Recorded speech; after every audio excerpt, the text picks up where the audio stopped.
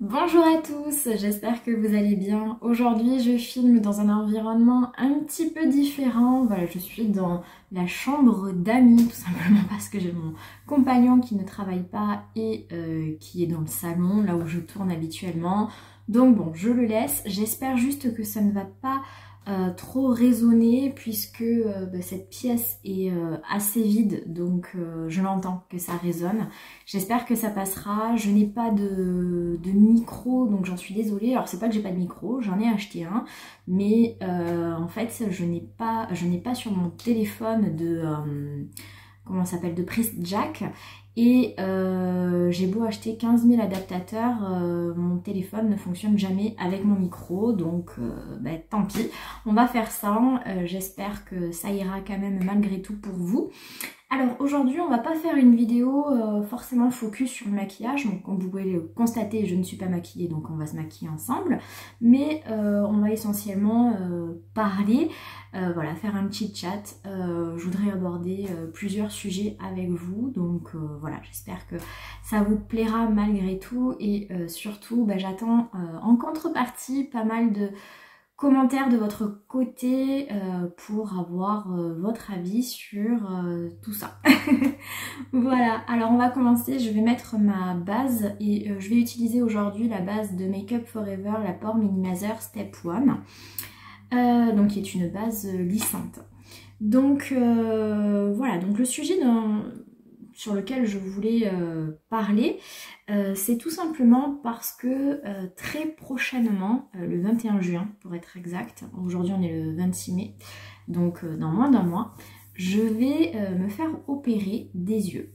Donc pour l'histoire, donc je suis myope, mais pas énormément myope, ma myopie n'est que de moins 1,5, donc c'est une toute petite myopie, mais bon, malgré tout une myopie qui m'empêche de voir correctement sans lunettes.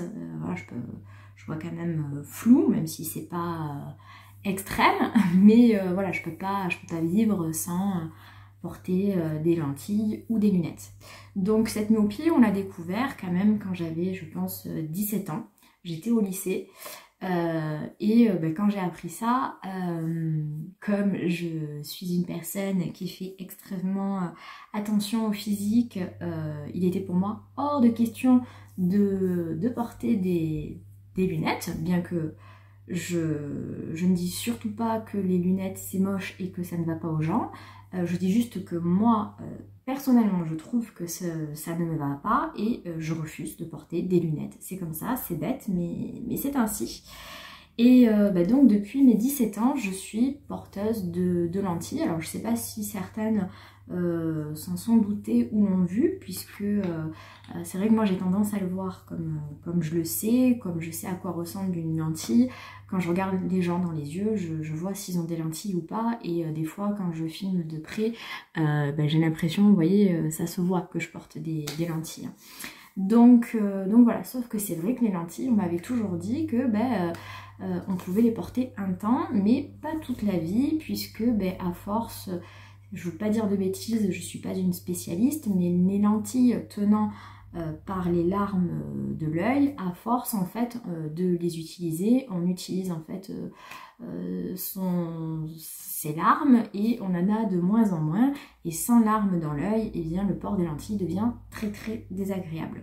Donc moi quand on m'a dit ça quand j'avais 17 ans, j'avais dit oui, cause toujours, j'ai le temps. Et donc j'ai porté mes lentilles de manière extrême, 7 jours sur 7, et pas 24 heures sur 24, mais du réveil au coucher quoi. Forcément, au bout d'un moment, ce qui devait arriver arriva, et je pense que ça fait maintenant à peu près 3-4 ans que régulièrement j'ai des soucis. Je fais en fait, je pense, des infections, c'est-à-dire que tout d'un coup, les lentilles deviennent insupportables et je vois flou. Je supporte pas les lentilles et je suis obligée pendant un mois de porter des lunettes non-stop pour rétablir mes yeux. C'est pas un problème de vue en soi, c'est juste que je m'abîme la cornée et qu'il faut la réparer, donc avec des collyres, etc. Et ça devient insupportable. Alors pourquoi ça a fait ça? Parce que je pense que je fais pas assez attention à la durée de vie de mes lentilles, parce que normalement ce sont des lentilles souples que je dois garder pendant 1 mois. Des fois, je pense que je garde plus longtemps qu'un mois. Je fais pas attention, j'ai pas un calendrier. Hein. Je continue, je vais appliquer donc mon fameux baume pour le contour des yeux de la marque REM. Et donc, voilà, je fais pas forcément attention. Au niveau de l'hygiène, à mon avis, c'est pas trop ça non plus. Bon, je me lave bien sûr les mains dès que je dois mettre ou enlever mes lentilles, mais bon, je pense que je suis pas irréprochable non plus, et donc c'est vrai que voilà, maintenant, au moins 1 fois par an, je fais une petite infection des yeux, je suis obligée de porter pendant 1 mois mes lunettes, ce qui me traumatise concrètement parce que je déteste, bien que je m'y sois faite, mais c'est vrai que quand même depuis 3-4 ans, depuis que j'ai commencé à faire ces infections, je porte un petit peu plus quand même mes lunettes, c'est-à-dire que j'essaye de plus porter 7 jours sur 7 mes lentilles, mais 6 jours sur 7, voire 5 jours sur 7 si vraiment je fais rien de mon week-end.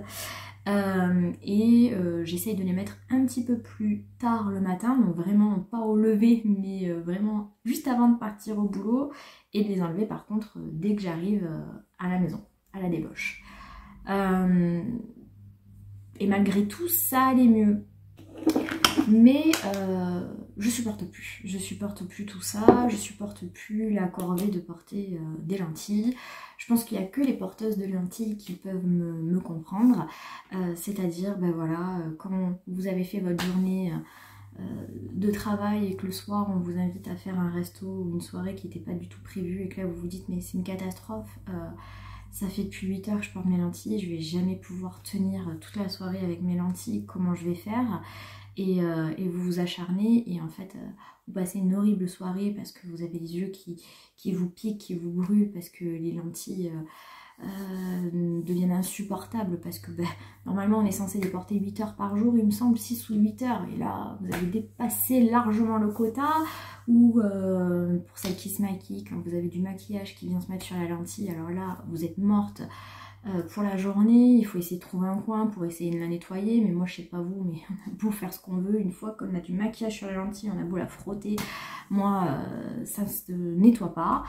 Donc voilà, une véritable corvée, les vacances à la plage, le sable, tout ça, c'est horrible pour les lentilles. Donc moi, quand je vais à la plage, forcément, je mets pas les lentilles, donc j'ai des lunettes de soleil à ma vue, et je les porte non-stop, parce que sans port de lunettes, moi j'ai vraiment l'impression de absolument rien voir, quoi. Même si j'ai une toute petite myopie, ça m'empêche de vivre correctement quand même. Et j'en peux plus, j'ai envie d'avoir une vie normale et j'ai pas envie de porter de lunettes, tout simplement. C'est peut-être totalement idiot de ma part, mais que voulez-vous, c'est ainsi. Donc je vais appliquer en fond de teint le Super Stay Sérum dont on a parlé dans ma dernière vidéo. On va le réappliquer, comme ça me permettra aussi de confirmer mes dires sur ce que je pense de ce produit. Donc voilà, où j'en suis un petit peu au niveau de mes yeux.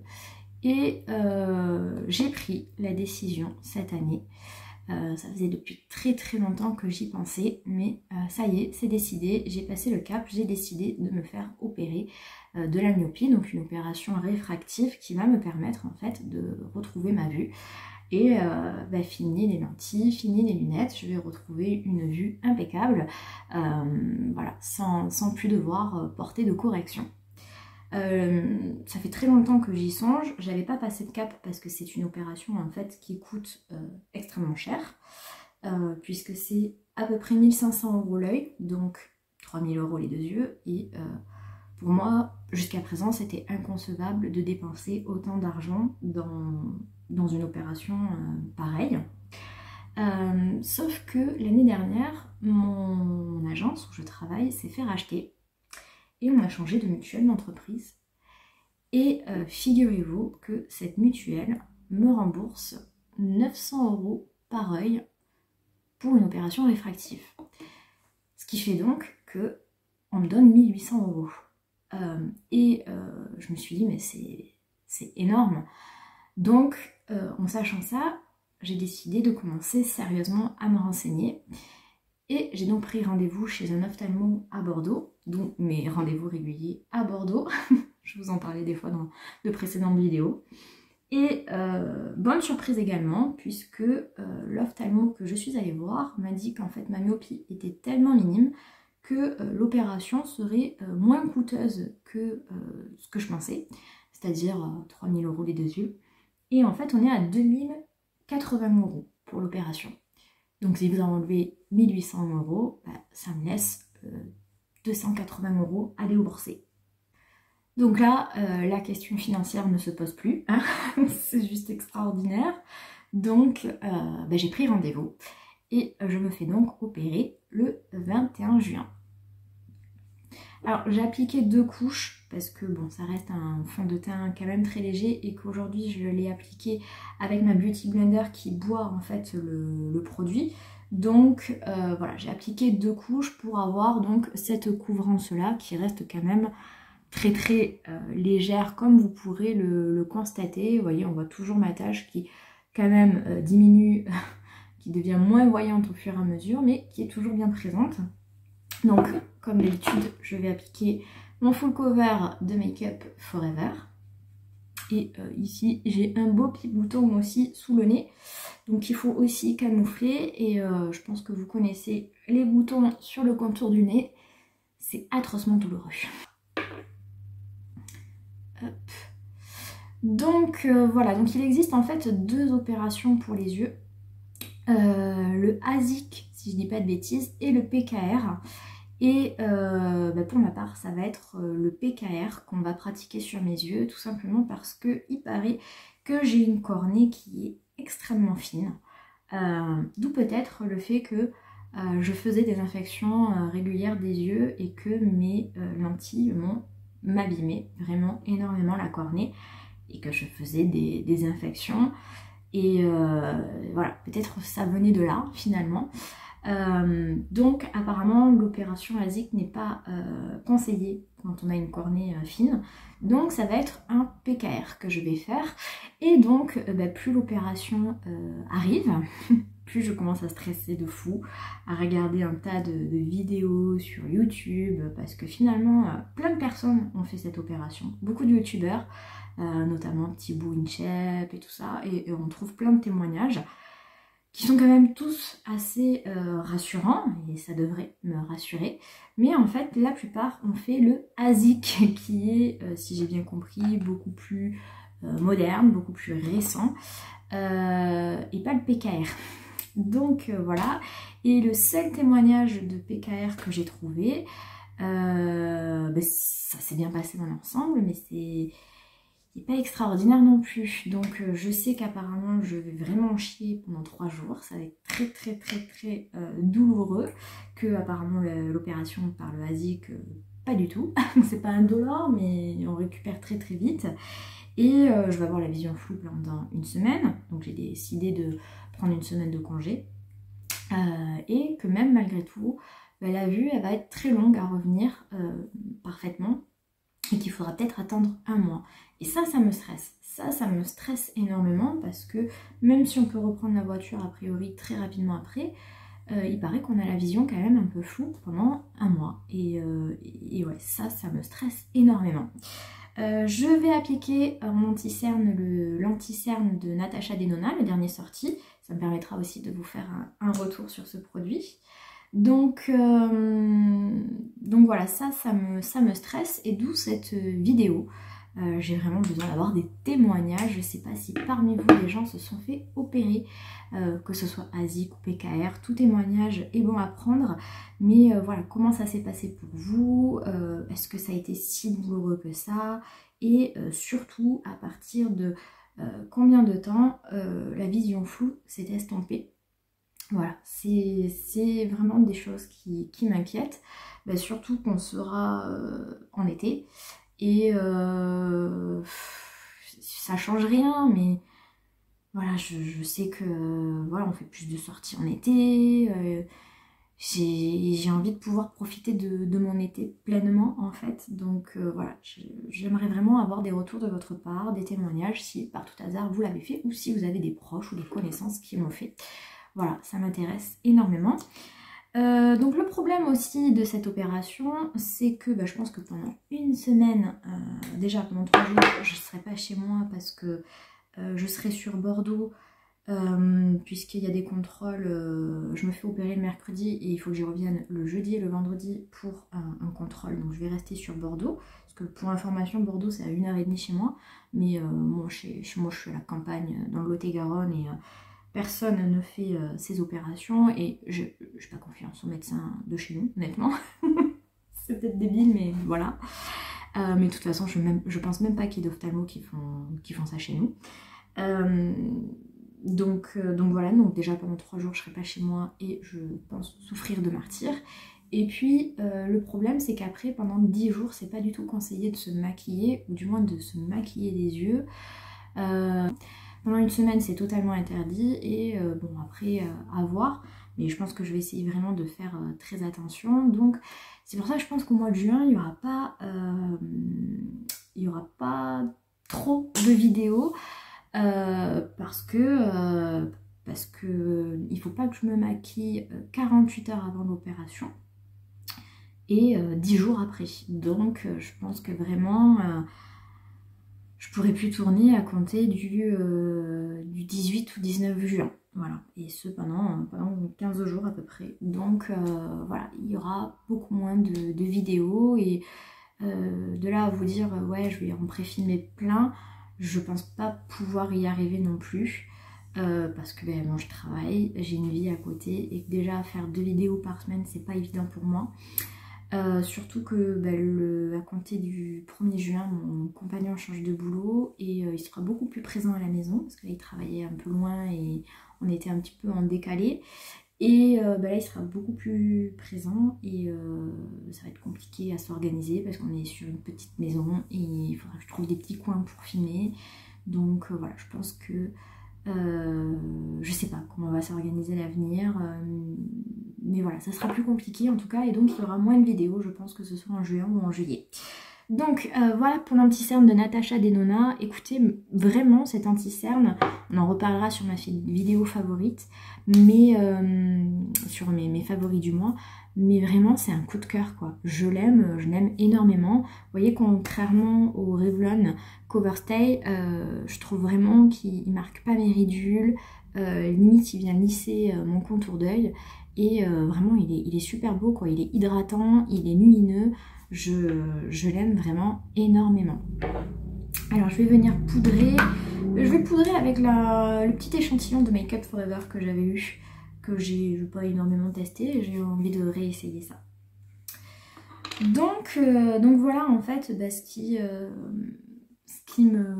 m'inquiète un petit peu ces derniers temps. C'est vrai que je commence à angoisser de cette opération, à angoisser de ne pas pouvoir vous filmer aussi de contenu parce que j'ai pris plaisir à faire ça dans mes journées, dans mon quotidien et là je sais que ça va être fortement compromis par cette opération et par aussi le fait que désormais voilà, mon compagnon soit plus présent et que j'aurai moins de temps libre finalement devant moi. C'est génial, j'aurai plus de temps avec lui, donc ça c'est top, mais moins de temps pour moi et pour vous filmer des vidéos. Voilà, et y a autre chose aussi qui va faire qu'au mois de juin, les vidéos vont aussi être un petit peu compromises, c'est que j'ai énormément de frais sur ce mois-ci, par cette opération, par le fait qu'il y ait j'ai plein d'anniversaires, il y a la fête des mères, la fête des pères, j'ai l'anniversaire de mon chéri le 1er juillet, donc il faut anticiper le cadeau. Et après il y a les factures de la vie, il y a de la poudre partout, il y a les factures de la vie quotidienne, hein, donc régule d'EDF, etc. Et donc finalement tout ça fait que je vais avoir très peu, voire pas de budget du tout pour le make-up ce mois-ci. Donc il n'y aura certainement pas de vidéo nouveauté make-up. J'en suis désolée et je sais que c'est ce qui fonctionne le mieux de toute façon, c'est normal. Même moi, je consomme beaucoup plus de vidéos nouveautés que du reste et c'est ce qui m'intéresse. Avant de faire un achat, c'est de voir les avis de chacune et chacun pour voir si on fait cet achat ou pas. Mais malheureusement, là, je pense que moi, ce mois-ci, ça va pas du tout être possible. Et j'en suis désolée. Et voilà, c'est comme ça, c'est les aléas de la vie. Je suis une personne normale et il y a d'autres priorités, malheureusement. Donc voilà, pour la poudre, toujours le même constat, elle est très très blanche, donc elle vient blanchir le teint. Mais sinon, écoutez, c'est une bonne poudre. Je vais continuer avec la palette donc, de Sephora, la palette teint, la Color Shifter, et je vais venir appliquer donc le bronzer. Donc voilà, il y aura moins de vidéos et j'en suis vraiment navrée, et en plus ça me frustre énormément parce qu'il y a plein de nouveautés évidemment qui sortent et qui me font trop envie, notamment la dernière collection de Charlotte Tilbury avec la palette Love Guys qui est juste magnifique et que je rêve d'avoir. Même son blush là en format stick avec les petites éponges au bout, la couleur me plaît trop. Je sais plus ce que c'est la couleur. Je sais qu'il y a Sunset à l'intérieur, enfin c'est magnifique. Donc ça c'était des produits que j'avais trop envie de m'acheter. Alors après c'est juste reporté, hein. Je suis sûre que c'est la première chose que je vais faire en mois de juillet, mais forcément ça sera sorti depuis plus d'un mois et voir ça vous intéressera pas, donc ça sera pour moi et mon plaisir personnel, mais pour en faire une vidéo je pense que ça sera beaucoup trop tardif. Et Natasha Denona aussi nous sort une nouvelle palette, je ne sais pas si vous les avez vues, c'est pas encore officialisé par Natasha Denona mais tout le monde en parle. Il y a déjà des visuels qui sont sortis et je sais pas trop quoi en penser de cette palette parce que déjà elle n'est pas du tout estivale, on est sur plutôt des teintes automnales ou hivernales puisqu'on est sur du doré vert, mais du vert vraiment plutôt tirant sur le kaki ou le vert satin. Je trouve que finalement elle ressemble beaucoup à sa Gold, la palette Gold que je n'ai pas. Je sais pas si je suis tentée ou pas, parce que je vous l'avais déjà dit dans des précédentes vidéos, mais moi le vert c'est pas du tout ce qui me va au teint en termes de maquillage. Et il y en a quand même beaucoup. Donc, et puis il n'y a pas énormément de lumineux. Donc je sais pas. Je vais voir, je vais attendre de voir des revues. Je sais pas si c'est un format midi aussi, parce que j'ai l'impression que c'est le format au-dessus, donc ces fameux formats qui sont très chers. Donc voilà, je sais pas du tout si je vais craquer ou pas. Donc ça, on va dire que c'est moins frustrant pour moi que Charlotte Tilbury où c'est complètement sûr que je vais craquer.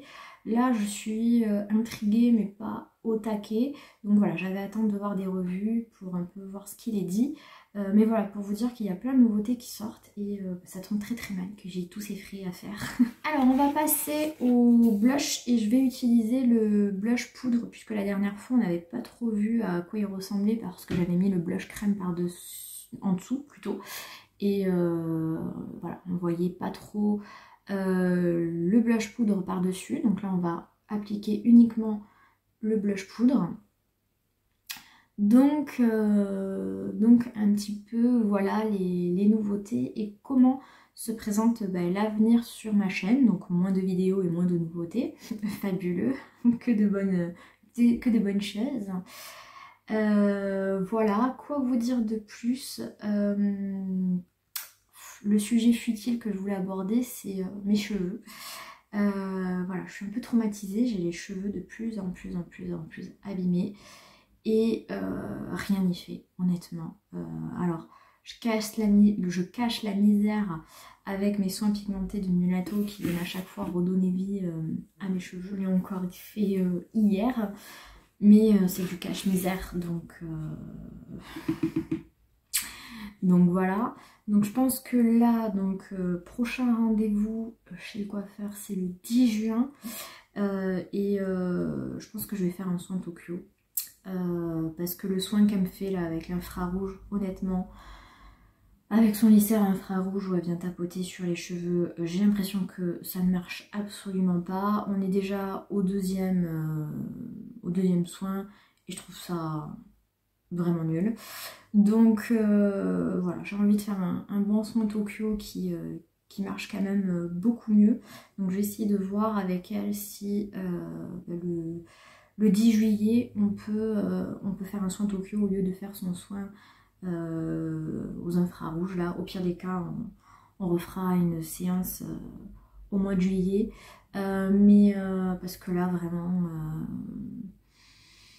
c'est une catastrophe et je pense que aussi la prochaine fois où je vais chez le coiffeur, je ferai couper un tout petit peu mes pointes pour faire en sorte que l'aspect sec et tout fourchu s'estompe un peu, même s'il y en aura toujours parce que je couperai jamais autant mes cheveux pour faire disparaître la totalité des fourches, mais au moins qu'il y en ait un peu moins.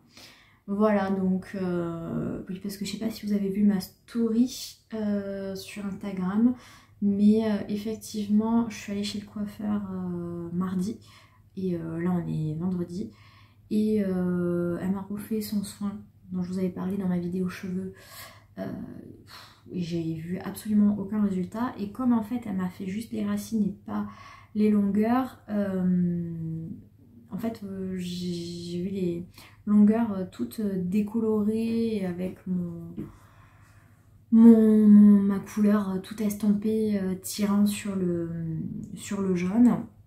Il y avait un décalage avec mes racines, c'était juste horrible. Donc c'est pour ça que là j'ai fait un soin mulatto pour repigmenter tout ça. Et du coup ça faisait vraiment un aspect dégoûtant, tout fourchu, tout paille sur les longueurs. Donc j'étais traumatisée. Heureusement quand je fais mon soin mulatto, voilà, ça fait disparaître un peu cet aspect visuel dégoûtant, même si c'est que passager et que c'est un leurre, hein, mais au moins ça me redonne du moral. Je vais passer à l'highlighter. Donc on va mettre celui de Sephora, donc le Colorful Luminizer. Bon, j'ai pas pris mon pinceau highlighter, donc tant pis, on va utiliser un gros pinceau comme ça. Ça devrait le faire. Donc c'est un pinceau, c'est le pinceau 4 de BH Cosmétiques. Hop, tant pis. Je pense que ça peut être un pinceau adapté aussi pour l'highlighter, mais c'est vrai que j'aime les pinceaux un petit peu plus fluffy et un petit peu plus fins pour appliquer l'highlighter. Hein. Mais c'est pas grave, on va faire avec ça. Hop.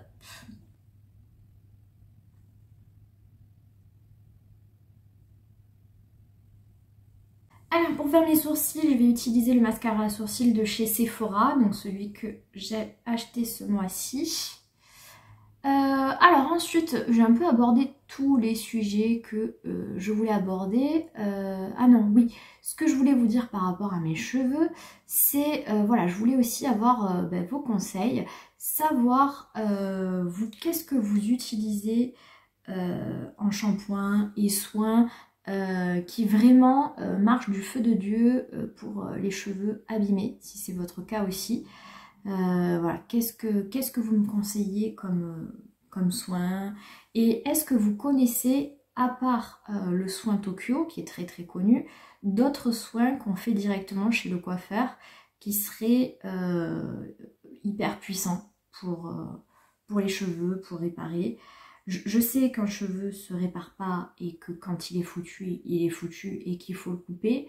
Mais bon, est-ce que malgré tout, vous connaissez des soins qui marcheraient vraiment énormément, qui redonneraient force, vitalité et qui peut-être viendraient réparer la fibre, enfin réparer, qui viendrait, voilà, peut-être, même si c'est que pour camoufler et que c'est pas vraiment de la vraie réparation, mais voilà, est-ce que vous connaissez un bon soin, que ce soit chez le coiffeur ou à la maison, pour venir réparer des cheveux abîmés? Voilà, on m'a parlé là de la marque Oribe qui m'intrigue énormément, mais je vois très très peu de commentaires ou d'avis sur YouTube ou sur internet. Est-ce que vous connaissez cette marque? Parce que c'est vrai qu'elle est très onéreuse. Oui, parce que j'ai pas d'argent pour le maquillage, mais là les cheveux c'est tellement une catastrophe que voilà, c'est pour ça aussi que je dis que si j'ai un petit peu d'argent à dépenser ailleurs, je le dépenserai plutôt dans mes cheveux que dans mon maquillage, où j'ai tout ce qu'il faut et où c'est juste la folie que d'acheter encore, que là vraiment pour mes cheveux j'ai un besoin réel. Mais voilà, c'est vrai que la marque Oribe est très très chère et je voulais avoir voilà, votre avis si vous connaissez cette marque ou si vous utilisez d'autres produits qui sont très très bien. Je ne veux pas entendre parler ni de Olaplex ni de K18. Je connais, j'ai déjà utilisé. Olaplex, je l'ai utilisé pendant 1 an et maintenant tout le monde m'en dit du mal et je me dis mince, j'espère que c'est pas ça qui a pourri mes cheveux. Je pense pas, hein, mais voilà. En tout cas, ça leur a peut-être pas fait du bien en les nourrissant. Parce que il y a encore 1 an ou 2 ans, j'avais des cheveux qui étaient vraiment nickel et j'utilisais Kevin Murphy. Quasiment que cette marque. Donc là, j'en ai encore des produits et je vais en racheter. Mais j'aime bien varier avec 2 gammes de shampoing et masques. Donc je vais voir pour... j'aimerais bien une autre gamme, en fait, une autre marque. Donc je vais continuer avec Kevin Murphy. Et après, j'hésite à soit m'acheter la gamme Christophe Robin à la figue de Barbarie, je crois que c'est comme ça. Ou partir sur Oribe. Ou peut-être repartir sur Shu Nomura, je crois que c'est comme ça que ça se dit. Il y a une gamme au riz aussi, j'hésite, je sais pas. Donc voilà, si vous pouviez m'apporter des conseils, des avis, vraiment, je suis demandeuse de tout ça. Allez, on va passer aux yeux. Et pour les yeux, je me suis rendu compte que finalement, je vous avais jamais parlé de cette ombre à paupières de R&M Beauty que je m'étais achetée. Comment elle s'appelle, un métallique gel eyeshadow en teinte affirmation qui est pourtant très très bien, donc on va l'appliquer ensemble. Donc ça se présente vraiment comme ça en format de petit pot et il faut faire très attention parce que la texture est très très originale. Voilà, c'est vraiment un gel et donc surtout ne pas faire tomber le produit et bien le refermer parce que je pense que ça peut sécher très très vite. Donc je vais venir prendre avec mon pinceau 228 de Zoeva et voilà, je vais essayer de me faire un creux de paupière avec ce produit. Donc voilà, et après qu'est-ce qu'on pourrait aborder comme sujet par rapport au fait que voilà, j'avais fait une story sur Instagram où je vous avais demandé voilà, si vous aviez des questions à me poser de ne pas hésiter. Bon, j'en ai eu très peu, très honnêtement, je crois que j'ai eu 4 retours et en plus c'était quasiment tout le temps les mêmes questions, donc c'est pour ça que j'ai pas fait de vidéo vraiment comme ça. J'ai préféré faire un petit chat qu'un FAQ parce qu'il n'y avait pas assez de matière, mais pour celles qui m'ont posé les questions, je vais quand même y répondre. Donc ce qui est vraiment ressorti, c'est quel âge as-tu? Donc je l'ai souvent dit en vidéo, mais je vais vous le redire. Donc j'ai 33 ans, voilà, je suis une personne née en 90 on m'a beaucoup demandé quel était mon métier. Alors, mon métier, je suis gestionnaire locative dans une agence immobilière. Donc voilà, pour celles qui ne savent pas ce que c'est ce métier. Donc voilà, je travaille effectivement dans une agence immobilière, mais je ne fais pas du tout ni de vente, ni à proprement parler de location, puisque j'ai d'autres collègues qui font ça, même si ça m'arrive de faire des visites à l'occasion, et surtout, à mon plus grand regret, des états des lieux, que je déteste. Et en fait, gestionnaire locative, c'est la personne qui va venir faire le lien entre votre propriétaire et vous en tant que locataire. Et voilà, c'est la personne que vous allez contacter si vous êtes locataire pour vous plaindre quand il y a quelque chose qui ne va pas dans votre logement ou qui va gérer les loyers et les impayés aussi, que les parties marrantes, hein, vous constaterez les problèmes dans les logements, les travaux, les dégâts des eaux, les soucis de voisinage et les loyers impayés. Voilà, donc un métier très positif. Je rigole. Pas du tout. Donc ouais, un métier assez ingrat, voilà, faut l'avouer. Alors c'est aussi un problème, hein, c'est que en ce moment je suis plein de remises en question. Je fais une crise de la trentaine, je pense. Je me remets en question, je me rends compte que j'aime pas ce que je fais. Donc pour information, moi j'ai toujours fait que ça hein, dans ma vie. J'ai fait un BTS immobilier et je me suis jamais dirigée vers la vente, ou si 8 mois, mais ça m'a jamais attirée. Je suis toujours partie vers la gestion locative et la location en elle-même. Et jusqu'à ce présent, ça se passait plutôt bien, mais il y a eu trop un changement de mentalité. Les gens deviennent fous, les gens deviennent agressifs, les gens deviennent impatients, les gens deviennent des tyrans. Et j'en prends plein la tronche dans mon boulot. Et je pense être très forte mentalement. Mais là, je sature complet et j'en peux plus. J'en peux plus de passer mes journées à me faire engueuler de part et d'autre par les locataires mécontents parce que on leur loue des logements insalubres, par les propriétaires parce qu'ils n'ont pas leur loyer, parce que les locataires ils payent pas, ou parce que le locataire il n'entretient pas. Bref, tout est source à conflit. Et même si je pense qu'au final on est à 50% de moments positifs et de moments négatifs, en fin de journée je retiens que les 50% négatifs. Et j'en peux plus. J'en peux plus. Je voudrais vraiment un métier plus serein. Un métier où je suis pas un tyran qui va appeler les locataires pour leur dire qu'est-ce que vous faites, pourquoi le loyer n'est pas payé, à faire des choses horribles, faire appel à des huissiers quand tu sais que les personnes sont vraiment dans la merde, ou aussi être face à des gens qui méritent juste ce qui leur arrive parce que c'est des personnes horribles. Qui en ont rien à foutre de rien.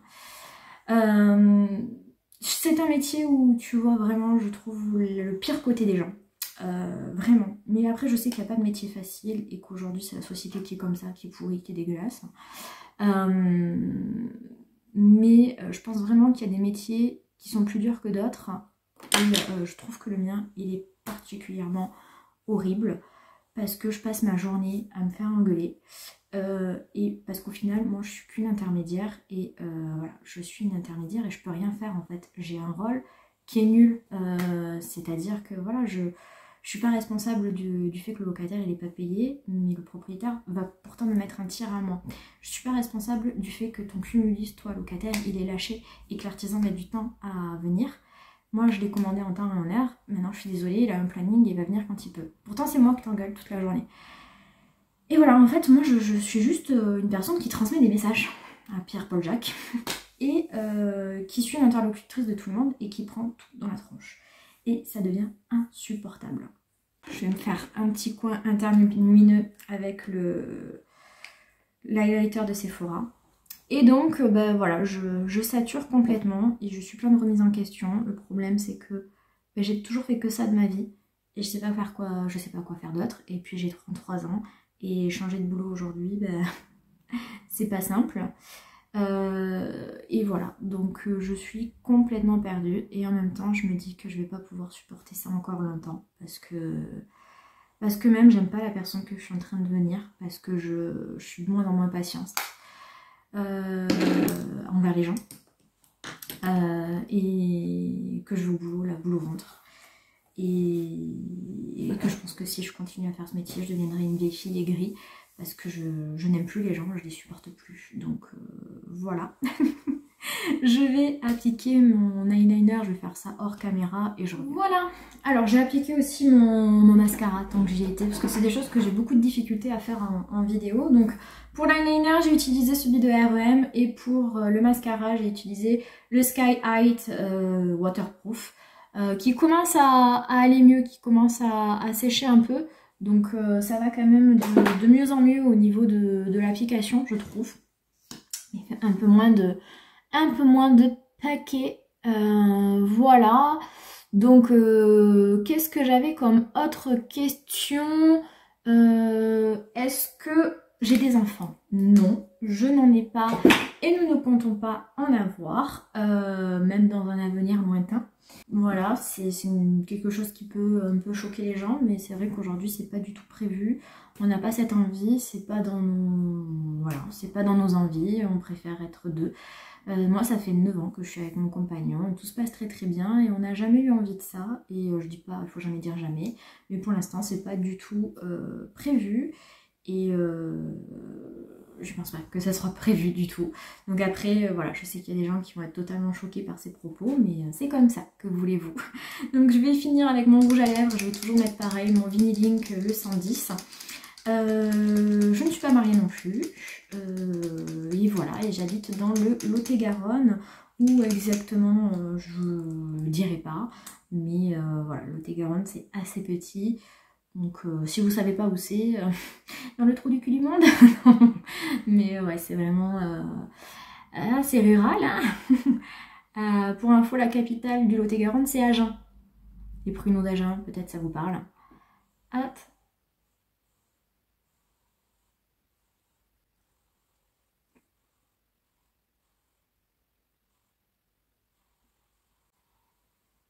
Bon, je pense qu'il serait vraiment temps que dans de prochaines vidéos, je vous parle d'autres rouges à lèvres. Parce que vous allez vous dire hein, que il y en a marre de parler de toujours du Vinylink.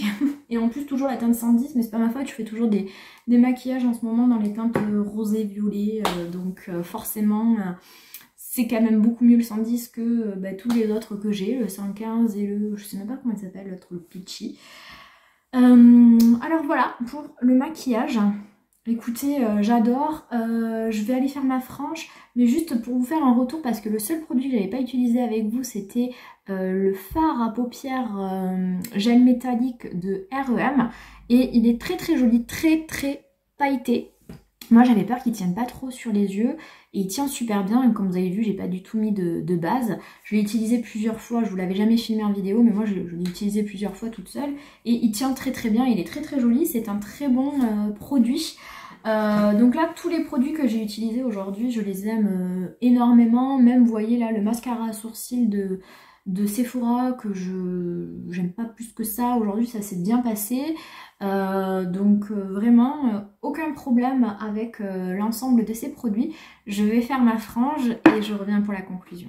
Donc voilà pour le maquillage final. Je ne sais pas ce que vous en pensez, mais moi je trouve ça très très joli. Donc écoutez, je vous remercie d'avoir écouté et regardé cette vidéo. Je vous attends vraiment en commentaire pour me faire partager vos expériences, si vous avez fait donc une opération réfractive de la myopie, PKR ou pas, ou si vous connaissez quelqu'un qui l'a fait. Voilà, savoir comment ça s'est passé. Un petit coucou à Praline qui est venue me rejoindre.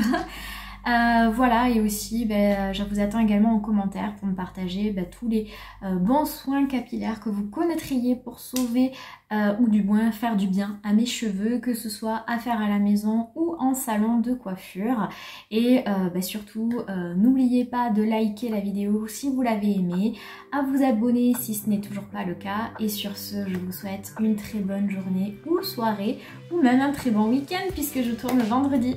Voilà, je vous dis à très vite. Ciao.